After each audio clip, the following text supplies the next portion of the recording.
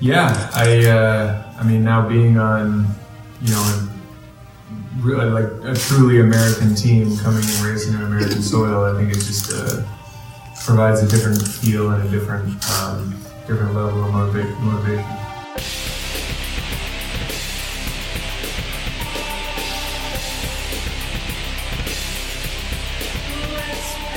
Amgen Tour of California 2019 press conference. I'm with Tyler Janke with John Novikoff. We just had a nice little meal, and then the press conference. They had two waves on the press conference. They had some Amgen dignitaries up there, Bob Stapleton, USA Cycling, and city planner, I believe, as well. But who were the riders that you saw up there, John? So riders we had were we got the new, well, I wouldn't say new, but the recently formed USA national team. We had Alex Hoehn, Mark Cavendish, Richie Porte, and Kendal Ryan were on the first panel. Yeah, female from Tibco.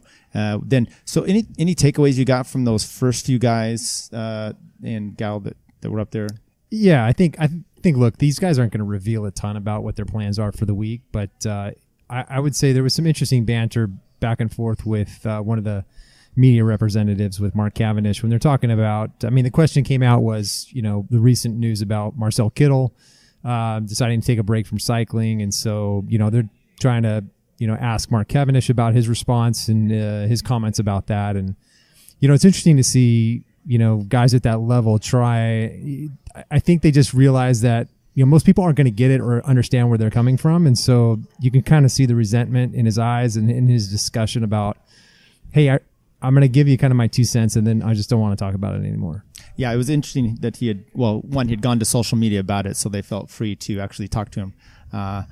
But, that's, you got to remember, these are jobs. Like normal people have issues in life, and while we think it's glamorous and great, there's pressures that come from all aspects, and maybe you got family life, maybe you've got mental issues, who knows? So it was an interesting thing to see there. Richie Porte had mentioned Tejay Van Garderen kind of as his nemesis, so to speak, or his big rival for this race. That's the only person he listed out.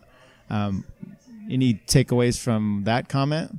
I think there's a handful of GC contenders in this field, and I think maybe Richie was just focusing on TJ because he was coming up next. Yeah, exactly. Standing in the back of the room. Maybe he was trying to get some banter going. I don't know. So Mark Cavendish did mention that he feels healthy. He had 2 years of Epstein-Barr mono.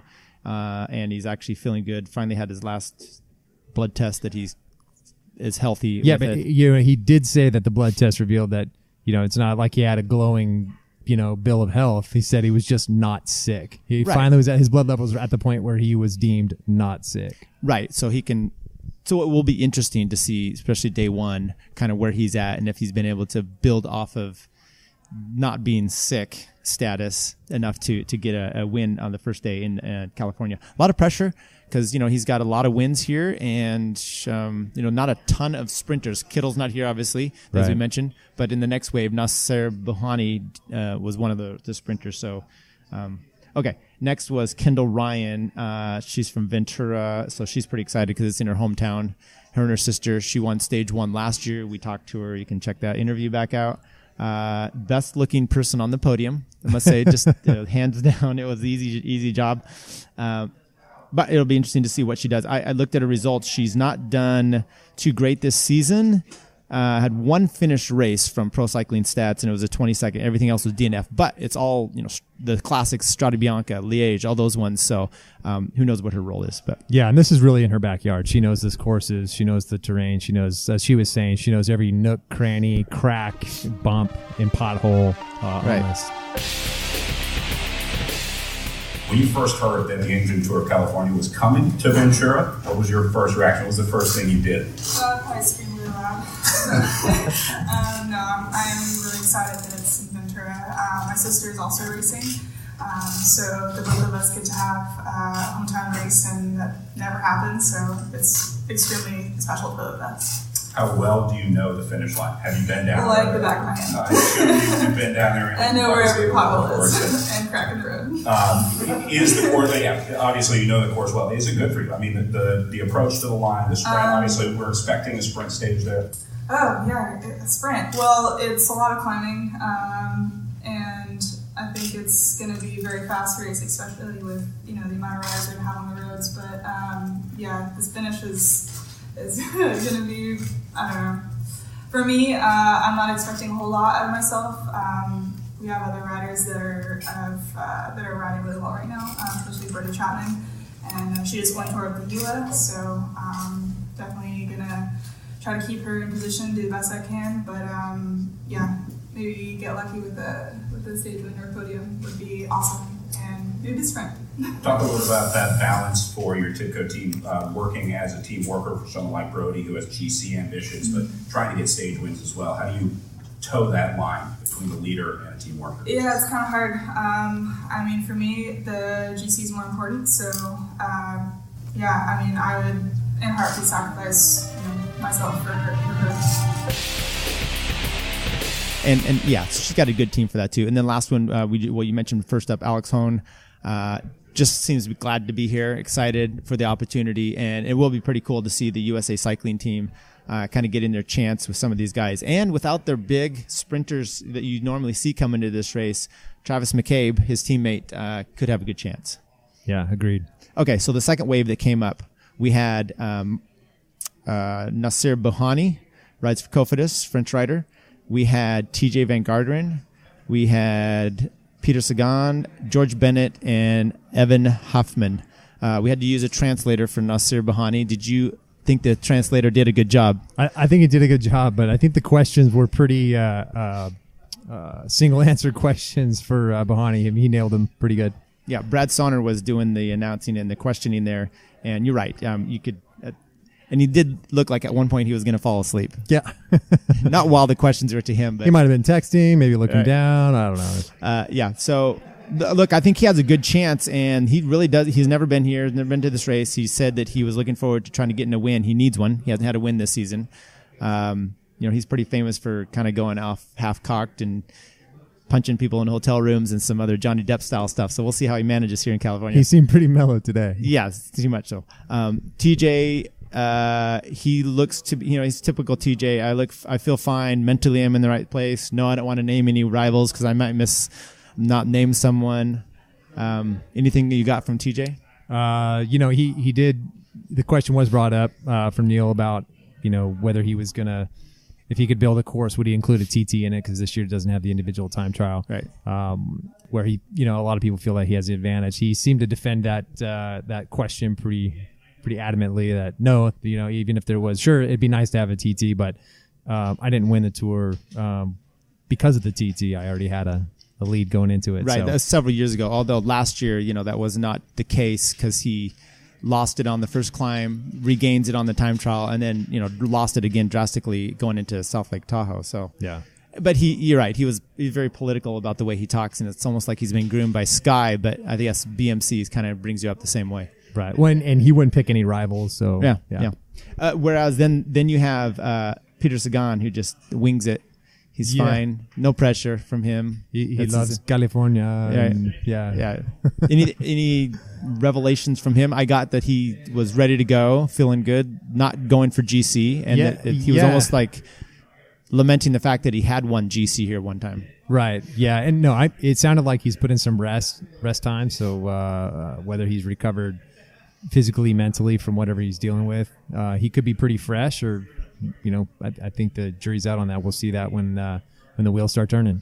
And then last two, we had George Bennett, winner in 2017. He mentioned, as did, actually, let's go back to TJ. TJ, there was a question asked of him about whether, with multiple riders on his team, very strong team, if he is the name captain or if they're just kind of wing it and on the road. And he's basically said, we're going to wait till Baldy and let that decide. My problem with that is I think he needs...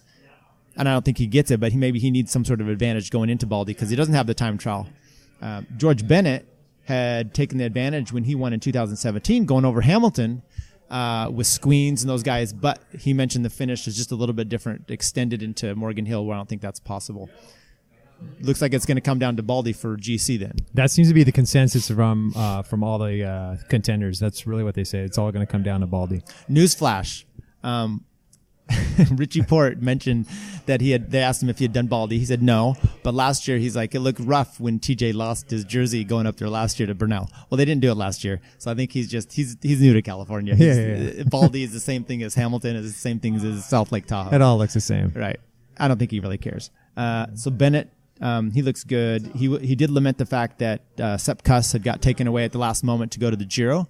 Says he's been training with him a lot, and that would have been a big help, but that does open up another spot. That's right, and that spot went to Nielsen Palace. Right. So our local hero boy, he's going to be here.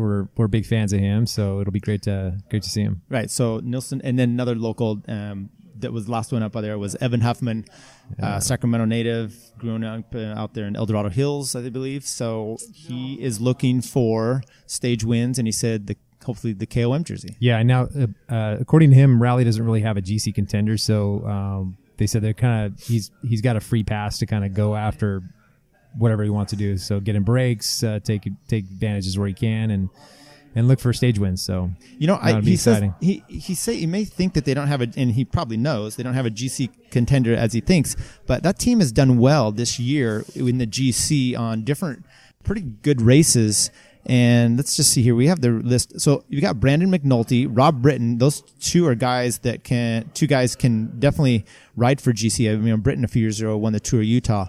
But Carpenter, a few of these others that are not on the list would be maybe you're more likely. So perhaps Gavin Mannion though, he's done well in those things. So yeah. And it'll be interesting to see. Yeah, I know it's great to root on local boys, but he made a mention of it. So he was asked a question about coffee. Right. What is his favorite thing that he misses out of Sacramento when he's traveling that much? He's just returned back from Tour of Turkey. Right. And he mentioned that he missed the coffee here, and he made mention of a certain coffee plate, Hacha or something like that, Mama Chana or something. I don't know. Maybe I'm off on the coffee scene, but I haven't heard of that down in Sac yet. Right. And I'll have to go check it out though. Maybe we'll have to and see if that's worthwhile, or maybe he's just pumping someplace that. I don't know. It seemed like a staged question. Right, maybe. Okay, so any other takeaways that you got from little things that they had said while you were taking pictures and video?